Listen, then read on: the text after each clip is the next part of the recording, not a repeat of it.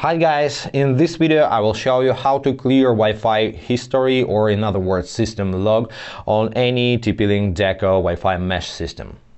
First, you need to know the IP address of your network. To find it, you need to open TP Link Deco application on your smartphone, switch to More tab at the bottom and find Internet Connection section. Tap on that, switch to IPv4 tab at the top, and here is your IP address.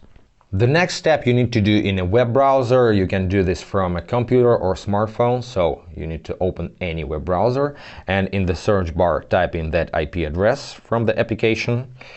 Then hit go or enter depending on your device and enter your TP Link ID account password in this field. Tap on login and it takes you to the web interface of your network. Here you have fewer settings compared to the application, but clearing the log is something you can do only from here. So what you need is tap on the three bars at the top left, switch to advanced settings, click system and select system log. So now select log type. If you wish to clear all, just select all, and you can just tap on this link and the log is cleared. That's pretty it, guys. I hope this was helpful. Hit the like button, subscribe to the channel and be awesome. Bye guys.